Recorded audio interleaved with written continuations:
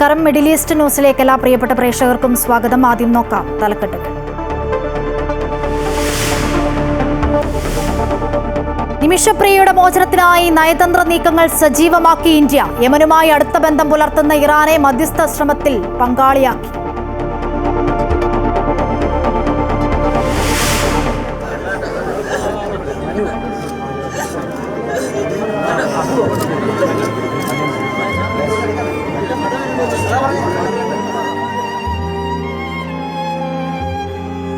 മിഥുന് വിട ചൊല്ലി ജന്മനാട്. കൊല്ലം തേവലക്കരയിൽ വൈദ്യുതാഘാതമേറ്റ് മരിച്ച മിഥുന്റെ സംസ്കാരം വീട്ടുവളപ്പിൽ നടത്തി. അന്ത്യാഞ്ജലി അർപ്പിച്ച ആയിരങ്ങൾ. അപകടത്തിൽ വിശദീകരണം തേടി വിദ്യാഭ്യാസ വകുപ്പ്.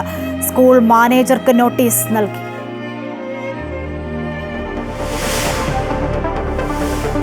മന്ത്രിയും വിസിയും കൂടിക്കാഴ്ച നടത്തിയിട്ടും കേരള സർവകലാശാലയിൽ സമവായം അകലെ. സസ്പെൻഡ് ചെയ്ത രജിസ്ട്രാറെ പുറത്താക്കാതെ സിൻഡിക്കേറ്റ് യോഗം വിളിക്കില്ലെന്ന് വൈസ് ചാൻസലർ. സസ്പെൻഷൻ റദ്ദാക്കിയ തീരുമാനത്തിൽ നിന്നും പിന്നോട്ടില്ലെന്ന് ഇടത് സിൻഡിക്കേറ്റ് അംഗങ്ങൾ.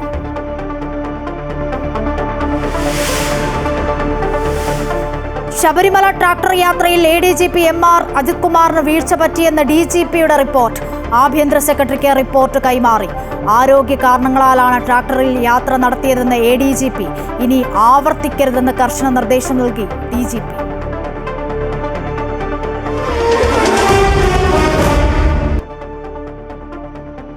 വിശദമായ വാർത്തയിലേക്ക്. തേവലക്കര സ്കൂളിൽ വൈദ്യുതാഘാതമേറ്റ് മരിച്ച 8ാം ക്ലാസ് വിദ്യാർത്ഥി മിഥുന് നാടിന്റെ കണ്ണീരിൽ കുതിർന്ന യാത്രാമൊഴി. ആയിരക്കണക്കിന് ആളുകളുടെ അന്ത്യാഞ്ജലി ഏറ്റുവാങ്ങി മിഥുന്റെ മൃതദേഹം വീട്ടുവളപ്പിൽ സംസ്കരിച്ചു. അനുജൻ സുജിനാണ് അന്ത്യകർമ്മങ്ങൾ ചെയ്തത്. മകന്റെ ചേതനയറ്റ ശരീരത്തിൽ അമ്മ സുജ നൽകിയ അന്ത്യചുംബനം കണ്ട് നിന്നവർക്ക് നൊമ്പരക്കാഴ്ചയായി.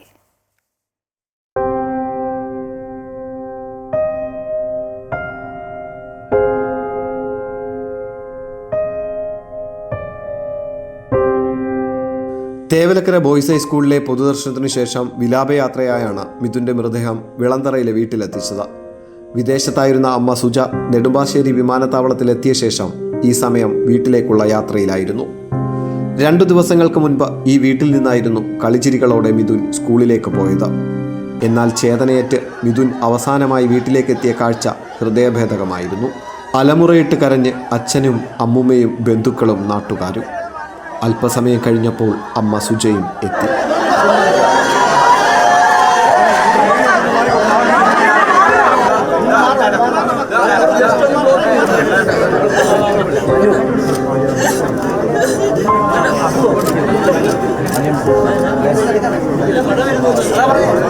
നിരവധി പേരാണ് മിഥുന്റെ വീട്ടിൽ അന്ത്യകർമ്മങ്ങൾക്ക് സാക്ഷിയാകാൻ എത്തിച്ചേർന്നത്.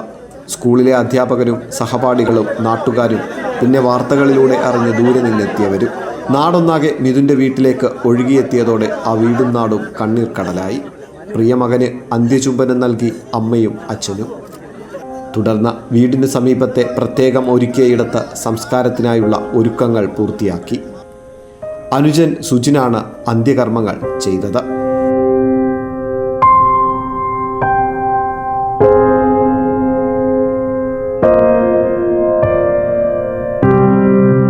കളിച്ചിരികളും പുഞ്ചിരിയുമായി ഈ വീട്ടുമുറ്റത്ത് ഓടി നടക്കാൻ മിഥുനിനിയില്ല. പ്രതീക്ഷകളും സ്വപ്നങ്ങളും ബാക്കിയാക്കി അവൻ യാത്രയായി. പ്രദീപ് ബാളത്തുകലിനൊപ്പം സുധീഷ്, അമൃത ന്യൂസ്, കൊല്ലം. പ്രിയ കൂട്ടുകാരനെ അവസാനമായി കണ്ട് പൊട്ടിക്കരഞ്ഞ സഹപാഠികൾ. കരഞ്ഞ് തളർന്നു വീണ അധ്യാപകർ. ഒരു നോക്ക് കാണാൻ സ്കൂൾ മുറ്റത്തേക്കെത്തിയ നാട്ടുകാർ.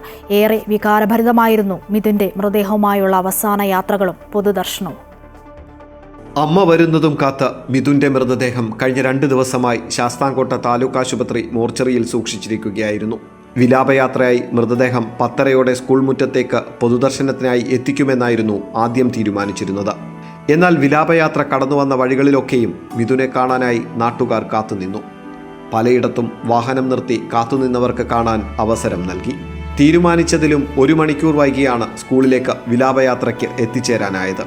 രാവിലെ മുതൽ സ്കൂൾ പരിസരവും സ്കൂളിലേക്കുള്ള വഴികളിലുമെല്ലാം സഹപാഠികളെയും പ്രദേശവാസികളെയും വാർത്തയറിഞ്ഞെത്തിയവരെയും കൊണ്ടു നിറഞ്ഞു. NCC കേഡറ്റാകാൻ ഏറെ ആഗ്രഹിച്ചിരുന്ന മിഥുന്റെ അവസാന യാത്രയ്ക്കുള്ള ഒരുക്കങ്ങൾ സ്കൂളിലെ NCC കേഡറ്റുകൾ ഏറ്റെടുത്തു. ഓടിക്കളിച്ച സ്കൂൾ മുറ്റത്തേക്ക് നിശബ്ദനായി മിഥുൻ കടന്നു വന്നപ്പോൾ സഹപാഠികളും അധ്യാപകരും നാട്ടുകാരും പൊട്ടിക്കരഞ്ഞു. അമൃത ന്യൂസ്, കൊല്ലം. വിദ്യാഭ്യാസ വകുപ്പിന്റെ ഉന്നതതല യോഗത്തിലെടുത്ത തീരുമാനങ്ങളെല്ലാം നടപ്പിലാക്കിക്കൊണ്ടിരിക്കുകയാണെന്ന് മന്ത്രി വി ശിവൻകുട്ടി സ്കൂൾ മാനേജർക്ക് നോട്ടീസ് നൽകി. മറ്റെവിടെയെങ്കിലും ഇത്തരത്തിൽ ശ്രദ്ധിക്കാത്ത തരത്തിലുള്ള അപകടകരമായ കാര്യങ്ങളുണ്ടെങ്കിൽ എത്രയും പെട്ടെന്ന് നടപടിയെടുക്കാനുള്ള നിർദ്ദേശം എല്ലാ സ്കൂളുകൾക്കും നൽകിയിട്ടുണ്ട്. മരണവീട്ടിൽ പോയി സർക്കാരിന്റെ സഹായത്തെപ്പറ്റി പറയാനും ആശ്വസിപ്പിക്കാനും പോകുമ്പോൾ പ്രതിഷേധത്തിന്റെ പേരിൽ മന്ത്രിമാരെ തടയുന്നത് ശരിയല്ല എന്നും മന്ത്രി പറഞ്ഞു. നമ്മളിന്നലെ വിദ്യാഭ്യാസ വകുപ്പിൻ്റെ ഉന്നത യോഗ കമ്മിറ്റി എടുത്ത തീരുമാനങ്ങളെല്ലാം ഇംപ്ലിമെൻറ്റ് ചെയ്തുകൊണ്ടിരിക്കുകയാണ്. അതിൻ്റെ ഭാഗമായിട്ട് പിന്നെ HMനെ സസ്പെൻഡ് ചെയ്തു. മാനേജർക്ക് നോട്ടീസ് ഇന്നോടുകൂടി കിട്ടിക്കാണും. മറ്റ് നടപടികളെല്ലാം പൂർത്തീകരിച്ചുകൊണ്ടിരിക്കുകയാണ്. വിദ്യാഭ്യാസ ഡെപ്യൂട്ടി ഡയറക്ടർമാരുടെയും AEO DEOമാരുടെ ഉള്ള യോഗം ചേർന്നു.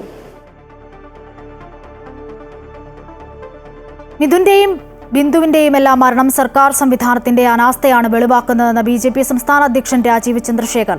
സർക്കാരിന്റെ പിടിപ്പുകേടാണ് ഇത്. മിഥുനും ബിന്ദുവുമെല്ലാം ഇരകളാണ്. അനാസ്ഥ കാരണം മരണമുണ്ടായാൽ ഉത്തരവാദിത്തമുള്ളവർ ഉണ്ടാകണം. എല്ലാവരും ഉത്തരവാദിത്തം ഒഴിഞ്ഞാൽ എന്താണ് സ്ഥിതിയെന്നും രാജീവ് ചന്ദ്രശേഖർ ചോദിച്ചു. അതാണ് ഒരു ഡെമോക്രാറ്റിക് സിസ്റ്റമിൽ ഒരു പ്രധാനപ്പെട്ട ഒരു ഇഷ്യൂ. അത് ഉണ്ടായില്ലെങ്കിൽ പിന്നെ എന്താണ് മെസ്സേജ്? ഇവിടെ ലോസ് നടക്കില്ല, റൂൾസ് നടക്കില്ല, ആരും അക്കൗണ്ടബിൾ അല്ല, മന്ത്രി അക്കൗണ്ടബിൾ.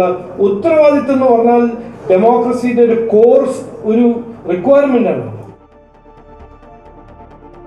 നിമിഷപ്രിയയുടെ മോചനത്തിനായി നയതന്ത്ര നീക്കങ്ങൾ സജീവമാക്കി ഇന്ത്യ. ഇറാനെ മധ്യസ്ഥ ശ്രമത്തിൽ പങ്കാളിയാക്കാനാണ് പുതിയ നീക്കം. യമനുമായി അടുത്ത ബന്ധം പുലർത്തുന്ന രാജ്യമാണ് ഇറാൻ. നിമിഷപ്രിയയുടെ വധശിക്ഷ നീട്ടിവെച്ചതോടെയാണ് വീണ്ടും തുടർ ചർച്ചകൾ സജീവമായത്. യമനുമായി അടുത്ത ബന്ധം പുലർത്തുന്ന ഇറാനെ മധ്യസ്ഥ ശ്രമത്തിൽ പങ്കാളിയാക്കാനാണ് കേന്ദ്ര സർക്കാർ നീക്കം നടത്തുന്നത്. അതേസമയം നിമിഷപ്രിയയുടെ മോചനത്തിനായി മധ്യസ്ഥ സംഘം ഇനി യമനിലേക്ക് പോകുന്നത് സുരക്ഷാ പ്രശ്നമുണ്ടാക്കുമെന്ന് കേന്ദ്ര സർക്കാർ വിലയിരുത്തുന്നുമുണ്ട്. ഇപ്പോൾ ആരെയും കാണേണ്ടതില്ല എന്ന നിലപാടിലാണ് കൊല്ലപ്പെട്ട തലാലിന്റെ കുടുംബം.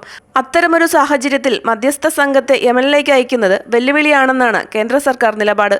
4 അംഗ സംഘം യാത്രാനുമതി തേടിയിരിക്കെയാണ് ഇത്തരമൊരു വിലയിരുത്തലിൽ കേന്ദ്രം എത്തി നിൽക്കുന്നത്. നിമിഷപ്രിയയുടെ മോചനത്തിനായി മധ്യസ്ഥ സംഘത്തെ നിയോഗിക്കണമെന്ന് save Nimishapriya action council supreme കോടതിയിൽ ആവശ്യപ്പെട്ടിരുന്നു. എന്നാൽ നിമിഷപ്രിയയുടെ മോചന ശ്രമ ചർച്ചയ്ക്ക് അവകാശം കുടുംബത്തിന് മാത്രമാണെന്നും സാധ്യമായതെല്ലാം കേന്ദ്രം ചെയ്യുന്നുണ്ടെന്നും AG കോടതിയിൽ അറിയിച്ചിരുന്നു. മോചന ശ്രമത്തിന് ബാഹ്യ സംഘടനകളുടെ ഇടപെടൽ ഗുണം ചെയ്യില്ലെന്ന നിലപാടിലാണ് കേന്ദ്ര സർക്കാർ. News desk Amrita TV. Nimishapriya രക്ഷപ്പെടട്ടെ എന്നും ഒരു പണിയുമില്ലാത്തവരാണ് സോഷ്യൽ മീഡിയയിൽ പ്രശ്നങ്ങൾ സൃഷ്ടിക്കുന്നതെന്നും Sunni Vidyabhyasa board secretary AK Abdul Hameed Kozhikode പറഞ്ഞു. കാന്തപുരം മുസ്ലിയാർക്ക് യമനി പണ്ഡിതന്മാരുമായി നല്ല ബന്ധമുണ്ട്. യമനികളെ പ്രകോപിപ്പിച്ച് അനുകൂല സാഹചര്യം ഇല്ലാതാക്കരുതെന്നും അദ്ദേഹം കൂട്ടിച്ചേർത്തു. ഇതുകൊണ്ട് ബന്ധപ്പെട്ടല്ല, എന്നാലും പറയാം. ഉസ്താദിൻ്റെ ഇടപെടൽ വളരെ വ്യക്തമായിട്ട് എല്ലാ മീഡിയക്കും എല്ലാവർക്കും ബോധ്യപ്പെട്ട കാര്യമാണല്ലോ. അത് കുടുംബവുമായി ഉസ്താദിന് ബന്ധപ്പെടാനുള്ള ഒരു ചാനൽ കിട്ടിയതുകൊണ്ടാണ്. അത് തെറ്റ് പ്രചരിപ്പിക്കാനായിട്ട് നമ്മളെ കേരളക്കാർക്ക് വേറെ പണിയൊന്നുമില്ലല്ലോ. ഇനി ഗൾഫ് വാർത്തകൾ നോക്കാം. ഇസ്രായേൽ ആക്രമണം അടക്കം സിറിയയിലെ എല്ലാ വൈദേശിക ഇടപെടലുകളും നിരാകരിക്കുന്ന സൗദി അറേബ്യയുടെ ഉറച്ച നിലപാട് ഐക്യരാഷ്ട്രസഭയിലെ സ്ഥിരം സൗദി പ്രതിനിധി ambassador doctor Abdul Azeez Al Wasl വ്യക്തമാക്കി. സിറിയയ്ക്കെതിരായ ഇസ്രായേലിന്റെ ആക്രമണങ്ങൾ സമഗ്രമായ ഒത്തുതീർപ്പിനായുള്ള അന്താരാഷ്ട്ര ശ്രമങ്ങളെ ദുർബലപ്പെടുത്തുന്നതായി സിറിയയിലെ ഇസ്രായേൽ ആക്രമണങ്ങൾ വിശകലനം ചെയ്യാൻ ചേർന്ന UN രക്ഷാസമിതി യോഗത്തിൽ ambassador doctor Abdul Azeez Al Wasl പറഞ്ഞു. സിറിയയ്ക്കെതിരായ ഇസ്രായേൽ ആക്രമണങ്ങളെ സൗദി അറേബ്യ ശക്തമായി അപലപിക്കുന്നതായി സൗദി വിദേശമന്ത്രി ഫൈസൽ ബിൻ ഫർഹാൻ രാജകുമാരൻ അമേരിക്കൻ വിദേശമന്ത്രി മാർക്കോ റൂബിയോയുമായി ഫോണിൽ ബന്ധപ്പെട്ട് നടത്തിയ ചർച്ചയിൽ വ്യക്തമാക്കിയിട്ടുണ്ട്. സിറിയയുടെ സുരക്ഷയ്ക്കും സ്ഥിരതയ്ക്കും പിന്തുണ നൽകാൻ അമേരിക്ക നടത്തിയ ശ്രമങ്ങളെ സൗദി വിദേശമന്ത്രി പ്രശംസിക്കുകയും ചെയ്തു. Janaki V versus state of Kerala സിനിമയുമായി ബന്ധപ്പെട്ട് കേന്ദ്രമന്ത്രി എന്ന നിലയിൽ സെൻസർ ബോർഡിൽ താൻ ഇടപെട്ടിട്ടില്ല എന്ന് Suresh Gopi.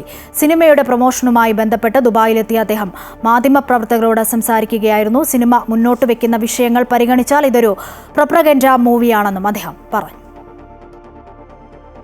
Janaki V versus state of Kerala സിനിമയുടെ സെൻസറിങ്ങുമായി ബന്ധപ്പെട്ടുണ്ടായ കാര്യങ്ങളിൽ മന്ത്രി എന്ന നിലയിൽ തന്റെ പവർ ഉപയോഗിച്ചിട്ടില്ലെന്ന് സുരേഷ് ഗോപി. അങ്ങനെ ചെയ്യാൻ ആവശ്യപ്പെടുന്നത് തന്നോട് ഒരു അഴിമതി ചെയ്യാൻ ആവശ്യപ്പെടുന്നത് പോലെയാണെന്നും അദ്ദേഹം പറഞ്ഞു.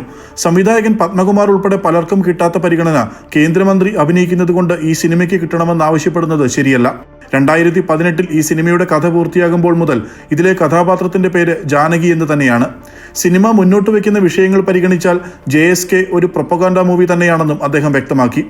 ഈ സിനിമയിൽ ജാനകി എന്ന് പറയുന്നത് കേരളത്തിൽ എത്ര ജാനകിമാരുണ്ട്, ഇന്ത്യയിൽ എത്ര ജാനകിമാരുണ്ട്, ലോകത്ത് എത്ര ജാനകിമാരുണ്ട്, ഇവർക്കൊക്കെ നീതി നല്ല സൗഖ്യത്തോടെയും സന്തോഷത്തോടെയും അനുഭവിച്ച് മരണത്തിലേക്ക് യാത്ര ചെയ്തെത്താൻ പറ്റിയിട്ടുണ്ടോ? എത്ര പേർക്ക് സാധിച്ചിട്ടുണ്ട്? ഈ ഒരു ഉന്നം വെച്ച് പ്രൊപ്പഗാൻഡ എന്ന് പറയുന്നത് ഒന്ന് മാറ്റി നിർത്തിയാൽ പ്രൊപ്പഗാൻഡയാണോ എന്ന് ചോദിച്ചാൽ യെസ്. എത്ര കോടിയാണ് നിങ്ങൾ പിങ്ക് പോലീസിന്റെ പേരിൽ ചെലവാക്കിയത്? സ്ത്രീ സുരക്ഷ എന്ന് പറഞ്ഞ എത്ര CCTV ക്യാമറകൾ വെച്ചിട്ടുണ്ട്? അതിന്റെയൊക്കെ ഫലം എന്തുണ്ടായി എന്ന് ചോദിക്കുന്നത് പ്രൊപ്പഗാൻഡയാണ്. സോഷ്യൽ മീഡിയ അറ്റാക്കിന്റെ കാരണം അറിയാമെന്നും ആ കാരണം തനിക്ക് മനസൗഖ്യം നൽകുന്ന സംഗതിയാണെന്നും സുരേഷ് ഗോപി പറഞ്ഞു. പ്രവീൺ നാരായണൻ എഴുതി സംവിധാനം ചെയ്ത സിനിമയ്ക്ക് മികച്ച പ്രതികരണമാണ് പ്രേക്ഷകരിൽ നിന്നും ലഭിക്കുന്നത്. സംവിധായകൻ പ്രവീൺ നാരായണൻ, നടന്മാരായ Askar Ali, Madhav, Suresh Gopi, co producer Sethuraman, executive producer Kiran Raj എന്നിവരും വാർത്താ സമ്മേളനത്തിൽ പങ്കെടുത്തു. Amrita news, Dubai. മുസ്ലിം ലീഗ് ദേശീയ സെക്രട്ടറിയായി തിരഞ്ഞെടുക്കപ്പെട്ട ശേഷം ആദ്യമായി ജിദ്ദയിലെത്തിയ സയ്യിദ് മുനവർ അലി ശിഹാബ് തങ്ങൾക്ക് ജിദ്ദയിൽ ഉജ്ജ്വല സ്വീകരണം നൽകി. സ്വീകരണ പരിപാടിയിൽ വിവിധ പരിപാടികൾ അരങ്ങേറി. ഉമ്മൻചാണ്ടിയെ അനുസ്മരിച്ചു. ദേശീയ രാഷ്ട്രീയം പറഞ്ഞു തങ്ങൾ. ഇന്ത്യ മുന്നണിയുടെ പ്രധാന ഘടകകക്ഷിയായിക്കൊണ്ട് മുസ്ലിം ലീഗ് ദേശീയ രാഷ്ട്രീയത്തിൽ ശ്രദ്ധേയമായിക്കൊണ്ടിരിക്കുകയാണെന്ന് സയ്യിദ് മുനവർ അലി ശിഹാബ് തങ്ങൾ പറഞ്ഞു. മുസ്ലിം ലീഗ് ദേശീയ രാഷ്ട്രീയത്തിൽ ഇന്ത്യ മുന്നണിയുടെ മുഖ്യ ഘടകമായിക്കൊണ്ട് പ്രവർത്തിക്കുമ്പോൾ അതിൽ മുസ്ലിം ലീഗിനെ ഈ ദേശീയ രാഷ്ട്രീയം ശ്രദ്ധിക്കുന്നുണ്ട് എന്ന നിലയിലേക്ക് നമ്മുടെ രാഷ്ട്രീയം വളർന്നിരിക്കുകയാണ്. ജിദ്ദ KMCC സെൻട്രൽ കമ്മിറ്റി നൽകിയ സ്വീകരണത്തിൽ സംസാരിക്കുകയായിരുന്നു തങ്ങൾ. പരിപാടിയിൽ ഉമ്മൻചാണ്ടിയെ തങ്ങൾ അനുസ്മരിക്കുകയും ചെയ്തു. ജനങ്ങൾക്ക് വേണ്ടി സംസാരിച്ച് ജനങ്ങളെ കേട്ട് 24/7 നിലക്ക് പ്രവർത്തിച്ച നേതാവായതുകൊണ്ട് തന്നെയാണ് അദ്ദേഹത്തിന്റെ മരണം എന്നും ഓർക്കുന്ന രീതിയിൽ. ജിദ്ദ KMCC സെൻട്രൽ കമ്മിറ്റിയുടെ ഉപഹാരം പ്രസിഡന്റ് അബൂബക്കർ അരിമ്പ്ര കൈമാറി. പരിപാടിയിൽ KMCC സെപ്റ്റംബർ 19 നടത്തുന്ന ഫുട്ബോൾ ടൂർണമെന്റ് ബ്രോഷർ നിസാം അമ്പാടിന് നൽകി മുനവർ അലി തങ്ങൾ പ്രകാശനം ചെയ്തു. ചടങ്ങിൽ പള്ളിപ്പുരാണം എന്ന ഡോക്യുമെന്ററി സദസ്സിൽ പ്രദർശിപ്പിക്കുകയും ചെയ്തു. അബൂബക്കർ അരിമ്പ്ര അധ്യക്ഷത വഹിച്ച യോഗം JNH chairman VP Muhammad Ali ഉദ്ഘാടനം ചെയ്തു. General secretary VP Musthafa, Abdurahman Vellimadukunnu എന്നിവർ സംസാരിച്ചു. Sulfikar Othayi, Amrita news, Jeddah. കുവൈറ്റിൽ ഉപയോഗിച്ച ടയറുകൾ പുതിയതെന്ന പേരിൽ അനധികൃതമായി പുനർനിർമ്മിച്ച് വിപണനം ചെയ്തിരുന്ന ഗോഡൌണിൽ വാണിജ്യ വ്യവസായ മന്ത്രാലയത്തിന്റെ റെയ്ഡ്. ഗോഡൌണിൽ നിന്നും 2000-ഓളം അധികം ടയറുകൾ പിടിച്ചെടുത്തതായി മന്ത്രാലയം അറിയിച്ചു. ഉപയോഗിച്ച ടയറുകൾ അംഗീകൃത സാങ്കേതിക സുരക്ഷാ മാനദണ്ഡങ്ങൾ പാലിക്കാതെയാണ് പുനർനിർമ്മിച്ചിരിക്കുന്നതെന്നാണ് കണ്ടെത്തിയത്. നിയമലംഘകർക്കെതിരെ ആവശ്യമായ എല്ലാ നിയമ നടപടികളും സ്വീകരിച്ചിട്ടുണ്ടെന്നും കൂടുതൽ അന്വേഷണങ്ങൾക്കും ശിക്ഷാ നടപടികൾക്കുമായി കേസ് ബന്ധപ്പെട്ട അതോറിറ്റിക്ക് കൈമാറിയതായും മന്ത്രാലയം വ്യക്തമാക്കി.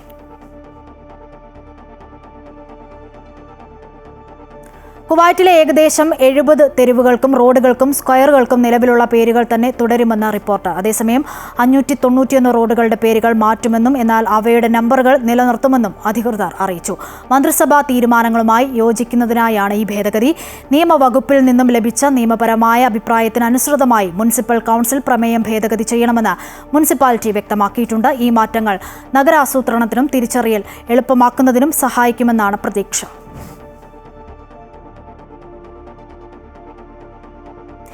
ഇൻകാസ് ഷാർജ കമ്മിറ്റി മുൻ മുഖ്യമന്ത്രി ഉമ്മൻചാണ്ടിയുടെ 2ാമത് ചരമവാർഷിക ദിനം ആചരിച്ചു. സാധാരണക്കാർക്കും സമൂഹത്തിനും വേണ്ടി ജീവിതം തന്നെ ഒഴിഞ്ഞുവെച്ച നേതാവായിരുന്നു ഉമ്മൻചാണ്ടിയെന്ന് പരിപാടി ഉദ്ഘാടനം ചെയ്ത IOC OICC global coordinator Mahadevan വാഴശ്ശേരിയിൽ പറഞ്ഞു. ഭരണാധികാരികൾ എങ്ങനെ സമൂഹത്തെ കാണണമെന്ന് ഉമ്മൻചാണ്ടി പഠിപ്പിച്ചുവെന്നും അദ്ദേഹം ചൂണ്ടിക്കാട്ടി. INCAS Sharjah acting president Ranjan Jacob അധ്യക്ഷത വഹിച്ചു. KPCC secretary VM Chandran, Indian association Sharjah president Nisar Thalangara, Sreeprakash, Shaji John, Noushad Manthankavu എന്നിവർ സംസാരിച്ചു. ജനറൽ സെക്രട്ടറി നവാസ് തേക്കട സ്വാഗതവും ട്രഷറർ റോയി മാത്യു നന്ദിയും പറഞ്ഞു. OICC കുവൈറ്റിന്റെ നേതൃത്വത്തിൽ ഉമ്മൻചാണ്ടി CV പത്മരാജൻ അനുസ്മരണവും സംഘടിപ്പിച്ചു. സമ്മേളനത്തിൽ OICC കുവൈറ്റ് നേതാക്കൾ ഉമ്മൻചാണ്ടിയുമായി ബന്ധപ്പെട്ട വികാരനിർഭരമായ അനുഭവങ്ങളും ഓർമ്മകളും പങ്കുവച്ചു. യുണൈറ്റഡ് ഇന്ത്യൻ സ്കൂൾ ഓഡിറ്റോറിയത്തിൽ നടന്ന പരിപാടിയിൽ OICC general secretary Varghese Joseph Maramon അധ്യക്ഷത വഹിച്ചു. അനുസ്മരണ സമ്മേളനം OICC Kuwait national committee president Varghese Puthukkulangara ഉദ്ഘാടനം ചെയ്തു. ഉമ്മൻചാണ്ടിയെ സ്വന്തം അനുഭവത്തിലൂടെ അനുസ്മരിച്ചുകൊണ്ട് വർഗീസ് പുതുക്കുളങ്ങര വികാരാധീനനായി. KMCC പ്രസിഡന്റ് സയ്യിദ് നാസർ മഷൂർ തങ്ങൾ മുഖ്യപ്രഭാഷണം നടത്തി. സെക്രട്ടറി MA നിസാം സ്വാഗതം പറഞ്ഞ പരിപാടിയിൽ OICC ഭാരവാഹികളായ ജോയി ജോൺ തുരുത്തിക്കര, സുരേഷ് മാത്തൂർ എന്നിവരും ഉമ്മൻചാണ്ടിയെ അനുസ്മരിച്ചു. ഇരു നേതാക്കളെയും അനുസ്മരിച്ചുകൊണ്ട് സമൂഹത്തിലെ മറ്റു പ്രമുഖരും സംസാരിച്ചു. OICC national committee joint treasurer Rishi Jacob നന്ദി പറഞ്ഞു. ഉമ്മൻചാണ്ടിയുടെ രണ്ടാം ചരമവാർഷിക അനുസ്മരണ സമ്മേളനം OICC മലപ്പുറം ജില്ലാ കമ്മിറ്റി ഷറഫിയ OICC ഓഫീസിൽ വെച്ച് സംഘടിപ്പിച്ചു. അസീസ് ലാക്കൽ അധ്യക്ഷത വഹിച്ചു. ചാണ്ടി ഉമ്മൻ ചടങ്ങ് ഫോണിലൂടെ ഔദ്യോഗികമായി ഉദ്ഘാടനം ചെയ്തു. പിതാവിന്റെ സ്മരണ പ്രവാസികൾക്കിടയിൽ കൂടി വരുന്നു. അദ്ദേഹത്തിന്റെ വികസന മുദ്ര മങ്ങാതെ നിൽക്കുന്ന കാഴ്ചയാണ് കാണാൻ സാധിക്കുന്നതെന്നും അദ്ദേഹം അനുസ്മരിച്ചു. നാസർ വെളിയംകോട് മുഖ്യപ്രഭാഷണം നടത്തി. CM അഹമ്മദ്, ഇസ്മായിൽ കൂരിപ്പൊയിൽ, ഗഫൂർ വണ്ടൂർ എന്നിവർ സംസാരിച്ചു. കൊല്ലം സ്വദേശിനി വിവഞ്ചികയുടെയും മകളുടെയും മരണത്തിന്റെ ആഘാതം മാറും മുൻപേ ഷാർജയിൽ മലയാളി യുവതിയെ തൂങ്ങി മരിച്ച നിലയിൽ കണ്ടെത്തി. കൊല്ലം തേവലക്കര തെക്കുംഭാഗം സ്വദേശിനി അതുല്യ ശേഖറാണ് മരിച്ചത്. 30 വയസ്സായിരുന്നു. ഷാർജ റോളപ്പ് പാർക്കിന് സമീപത്തെ ഫ്ളാറ്റിൽ തൂങ്ങി മരിച്ച നിലയിലാണ് മൃതദേഹം കണ്ടത്. ഇന്ന് പുതിയ ജോലിയിൽ പ്രവേശിക്കാനിരിക്കെയാണ് മരണം. ഭർത്താവ് ഉപദ്രവിക്കുന്നതായി നേരത്തെ പോലീസിൽ പരാതി നൽകിയിട്ടുണ്ടെന്ന് ബന്ധുക്കൾ പറഞ്ഞു. ദുബായിൽ കോൺട്രാക്ടിംഗ് സ്ഥാപനത്തിൽ ജോലി ചെയ്യുന്ന സതീഷ് ശങ്കറിന്റെ ഭാര്യയാണ്. മകൾ നാട്ടിൽ പഠിക്കുന്നു. മരണത്തിൽ ഷാർജ പോലീസ് അന്വേഷണം ആരംഭിച്ചു. മന്ത്രിയും VCയും കൂടിക്കാഴ്ച നടത്തിയിട്ടും കേരള സർവകലാശാലയിൽ സമവായം അകലെ. സസ്പെൻഷനിലായ രജിസ്ട്രാറെ പുറത്താക്കാതെ സിൻഡിക്കേറ്റ് വിളിക്കില്ല എന്ന നിലപാടിലാണ് VC മോഹനൻ കുന്നുമ്മൽ. അതേസമയം സസ്പെൻഷൻ റദ്ദാക്കിയ തീരുമാനത്തിൽ നിന്നും പിന്നോട്ടില്ലെന്ന് ഇടത് സിൻഡിക്കേറ്റ് അംഗങ്ങളും നിലപാടിൽ ഉറച്ചു നിൽക്കുന്നു. കേരള സർവകലാശാലയിലെ ഭാരതാംബ വിവാദത്തെ ചൊല്ലിയുള്ള തർക്കം VC മോഹനൻ കുന്നുമ്മലും മന്ത്രി ആർ ബിന്ദുവുമായുള്ള കൂടിക്കാഴ്ചയോടെ സമവായത്തിലെത്തുമെന്നാണ് കരുതിയിരുന്നതെങ്കിലും പ്രശ്നപരിഹാരം ഇപ്പോഴും അകലെയാണ്. സർവകലാശാല രജിസ്ട്രാർ KS അനിൽകുമാറിന്റെ സസ്പെൻഷനുമായി ബന്ധപ്പെട്ട നിലപാടിൽ VC വിട്ടുവീഴ്ചയ്ക്ക് തയ്യാറാകാത്തതോടെ പോരു വീണ്ടും മുറുകുകയാണ്. രജിസ്ട്രാറെ പുറത്താക്കാതെ സിൻഡിക്കേറ്റ് യോഗം വിളിക്കില്ല എന്ന നിലപാടിലാണ് VC മോഹനൻ കുന്നുമ്മൽ. താൽക്കാലിക രജിസ്ട്രാർ മിനി കാപ്പന് മുഴുവൻ ചുമതലയും കൈമാറണമെന്നും ഫയലുകളുടെ ചുമതല മിനി കാപ്പന് ലഭിക്കണമെന്നുമാണ് VCയുടെ ആവശ്യം. എന്നാൽ വിട്ടുവീഴ്ചയ്ക്കില്ലെന്ന് ഇടത് സിൻഡിക്കേറ്റ് അംഗങ്ങളും വ്യക്തമാക്കി. രജിസ്ട്രാറെ സസ്പെൻഡ് ചെയ്ത VCയുടെ നടപടി നിയമപരമല്ലെന്നും രജിസ്ട്രാർ അനിൽകുമാർ അവധിയിൽ പോകേണ്ടതില്ല, തർക്കം തീരാൻ VC അവധിയിൽ പോകട്ടെ എന്നാണ് ഇടത് സിൻഡിക്കേറ്റ് അംഗങ്ങളുടെ നിലപാട്. സർവകലാശാല പോരിനിടെ നാളെ മുഖ്യമന്ത്രിയും ഗവർണറും തമ്മിലുള്ള കൂടിക്കാഴ്ച രാജ്ഭവനിൽ വെച്ച് നടക്കും. അമൃത ന്യൂസ്, തിരുവനന്തപുരം. അടിയന്തരാവസ്ഥയെ രൂക്ഷമായി വിമർശിച്ചുള്ള ലേഖനത്തിൽ വിശദീകരണവുമായി ശശി തരൂർ MP. 1977 എഴുതിയതാണ് ഇത്തവണയും എഴുതിയതെന്നും ഗാന്ധി കുടുംബത്തിനെതിരെ ഒന്നും പറഞ്ഞിട്ടില്ല എന്നും തരൂർ പറഞ്ഞു. നടന്ന ചില സംഭവങ്ങളെക്കുറിച്ചും അതിൽ ഉൾപ്പെട്ട ചില വ്യക്തികളെക്കുറിച്ചുമാണ് ലേഖനത്തിൽ പരാമർശിച്ചിട്ടുള്ളത്. ദേശീയ സുരക്ഷയുടെ കാര്യത്തിൽ മറ്റു പാർട്ടികളുമായി സഹകരിക്കേണ്ടി വരും. ഇത് സ്വന്തം പാർട്ടിയോടുള്ള വിധേയത്വമില്ലായ്മയായി വ്യാഖ്യാനിക്കപ്പെട്ടേക്കാം.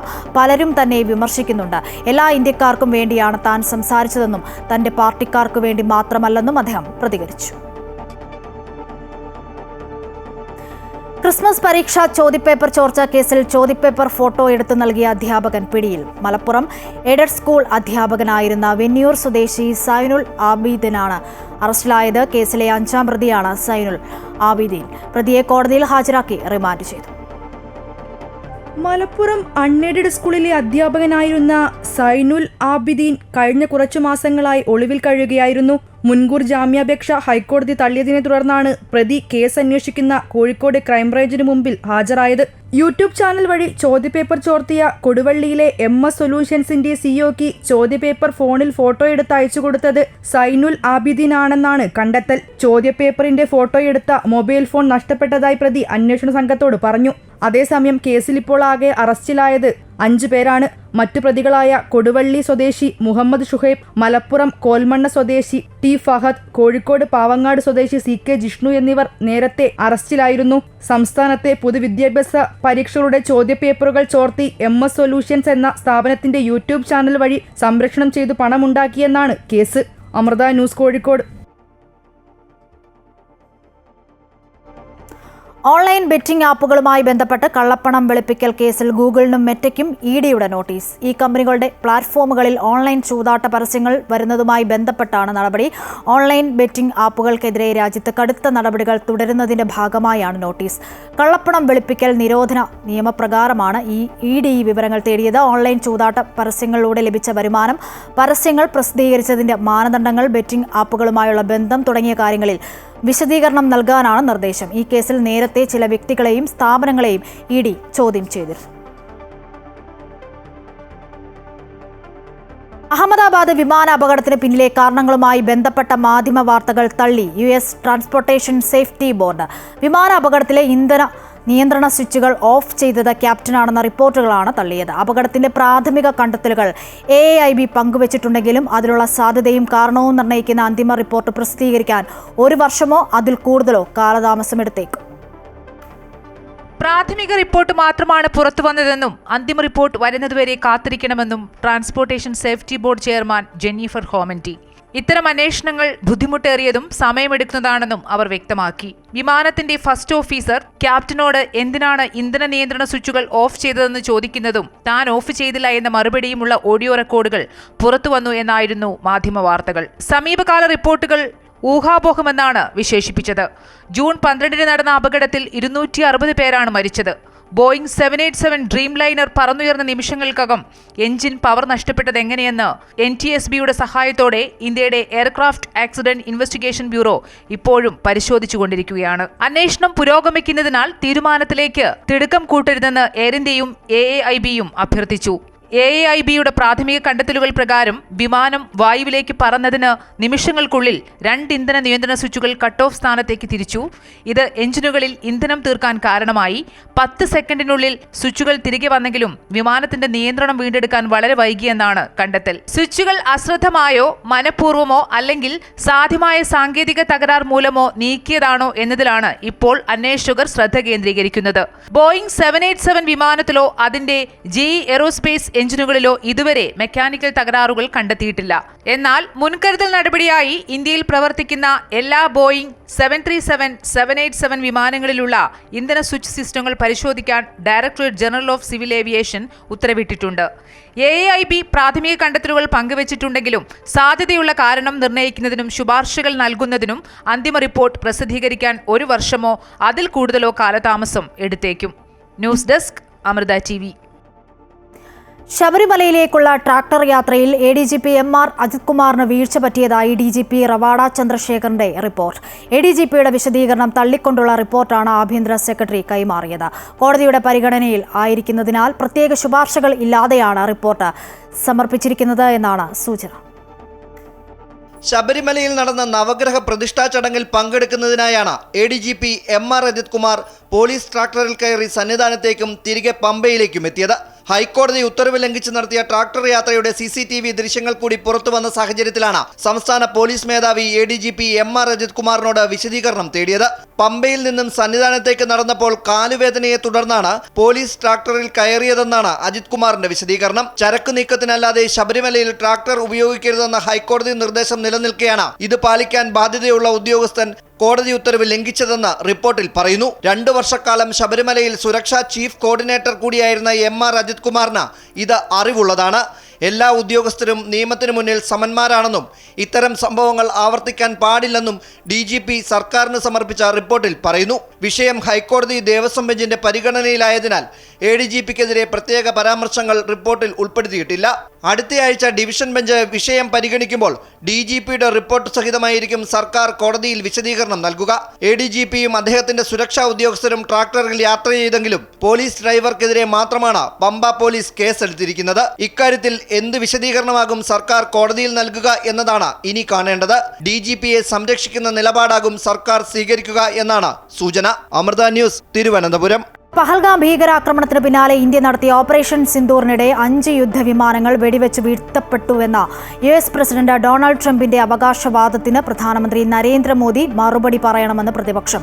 പ്രധാനമന്ത്രി പാർലമെന്റിൽ പ്രസ്താവന നടത്തണമെന്നാണ് പ്രതിപക്ഷം ആവശ്യപ്പെട്ടിരിക്കുന്നത്. ഒരു റഫേൽ യുദ്ധവിമാനവും നഷ്ടപ്പെട്ടിട്ടില്ല എന്നും ഇന്ത്യൻ പൈലറ്റുമാരെ പാകിസ്ഥാൻ പിടികൂടുകയോ കസ്റ്റഡിയിലെടുക്കുകയോ ചെയ്തിട്ടില്ല എന്നായിരുന്നു ഇന്ത്യ വ്യക്തമാക്കിയിരുന്നത്.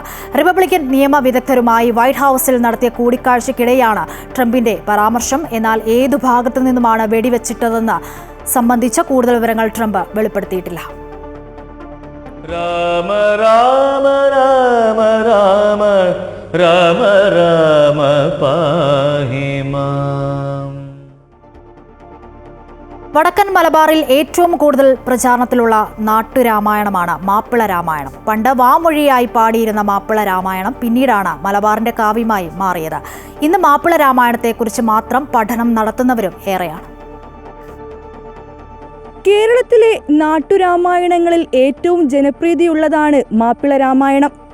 ലളിതമായ ഭാഷയിൽ രാമായണ കഥ സാധാരണക്കാർക്ക് മനസ്സിലാക്കാൻ കഴിയുന്നതാണ് മാപ്പിള രാമായണത്തിന്റെ പ്രത്യേകത.